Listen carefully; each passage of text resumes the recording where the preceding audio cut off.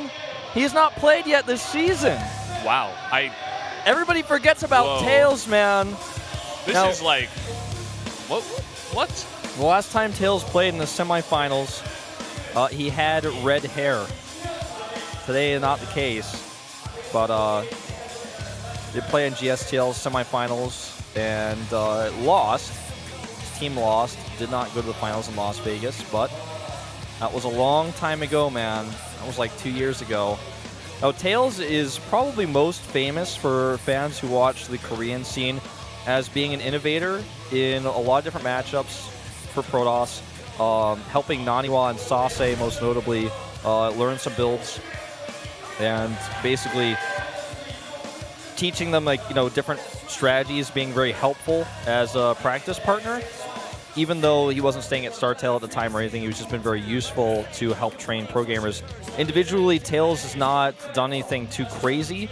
I'd say like his biggest accomplishment maybe was beating Nest-T in an ace match in MVP versus IM. I remember that day very, very well. He won with DTs. But to see him come out here is really not what I expected. Now, he must have some sort of crazy sniper strategy prepared for Outboxer against the Terran, maybe prepared for Byung. We'll find out. Let's jump into this game to find out which one of these teams, yet again, will pull ahead.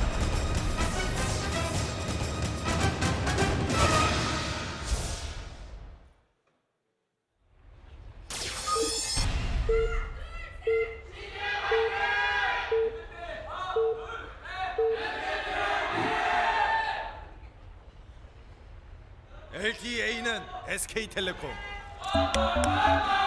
Down here in the bottom right on Outboxer, the yellow for CJ Antis, the Terran player, has 1 kill. It's GuMiho. The Towel Terran, man. He ended Bill Louis' reign. He did it. And to the top left in the teal, somebody we have not seen even one time this season. Hiding in the dark, hiding in the shadows, it's TAiLS. This is so interesting now because GuMiho is not a guy that they would have expected was going to come out, and they're like, okay, we need to prepare someone for GuMiho here and make sure that we have someone prepared for if he possibly wins because he probably will or something like that. That's not what MVP had to have been thinking. Maybe TAiLS is just doing really, really well in-house, and I know that all of MVP has been practicing so hard, and he's got to be doing really well, and they got to just be saying, this is the guy we want to use as the third player. Besides Dream, besides Keen, Sniper, Swagger, Shine, we're going to use TAiLS. TAiLS is a player who's always been one of my favorites because when I watch him play, I just see, in his play that he thinks about things like so detailed. You could tell when he decides whether or not he's going to make an attack or take a third base, it seems like a little bit slower than some of his other teammates, but in a sense, like just more careful, more calculated. Some of his timings that he hits are like, it just seems like he hits just a little bit faster than his teammates did back when he was playing a lot in GSTL and of course in the GSL itself. So really, really curious to see what the plan is here for TAiLS. Oh, I think your theory, or at least your suggestion, I wouldn't say it was a theory, that he's doing well in-house and that's why he's selected here is a good one. He could still hit a really cool timing attack on this map that we don't see outside of Pro League. Will be added, of course, in WCS later, but for now, just in Pro League. Really, I'm just curious to see what's going to happen. I can't make any predictions. He starts to Zealot for like 1 second, and she's letting us know she's from China. Yeah. Oh, no, he's from China. I thought that was her holding that for a second. Oh my God, mind games. Toss Girl. Toss Girl. Toss Girl is... I know that one character on the left, it means girl, so... Maybe the one on the right means Protoss. Or at least like whatever Protoss translates to in Chinese. Mosquito just attacked Wolf. I almost smacked him in the face. Yeah, I'm glad you didn't smack me, but thank you for rescuing me from Mosquito. Zealot will be canceled a second time now. Yeah. And he will drop that Nexus. Nothing too out of the ordinary here. A very, very standard TVP opening here. You got the Reaper coming out here. Both players expanding. Reaper's going to come in here right as that Mothership Core begins to finish.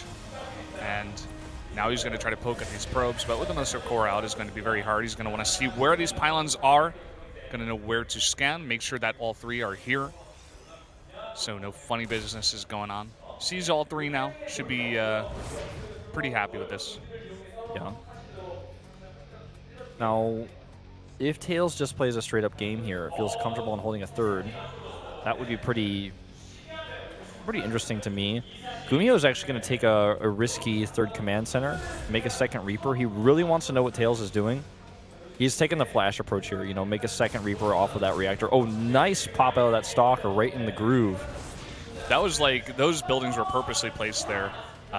You know, maybe not for the Stalker to pop out, but just to block the path of the Reaper there. And having that Stalker pop out there very nicely is going to deny the Scout for a bit. Going to force that Reaper out. Yeah, second Reaper, what can he do? What's he going to do? Well, What can he do? he is going to use it to scout the entire map here. Outboxer, GuMiho, not one of the hugest maps we have in the pool. He just does this, though. He's like, you proxy anywhere? Like, anywhere? I'm going to check the whole surface area of the map. He, like, gets the upgrade for the Reapers that lets him fly, so he can, like, check just to see if a gateway is proxied in the air. He's like, nah, I'm going to find it. All right, so the Reaper actually is going to identify there's literally nothing hidden. Yeah. This little Stalker probe poke might scare him. Oh, well. Okay. This is okay. The problem with this is that with 2 Reapers on the map, GuMiho is going to know exactly what's going on. He's going to have one come in here. He actually needs to, like, overcharge or something if he wants to save his Scout here. No, it's too late. No. It's too late. Oh, what is this? Oh, what? Could actually lose his Reaper now and not getting a full Scout. Wow. Well, he's going to see it now. Okay. Was a bit scared there.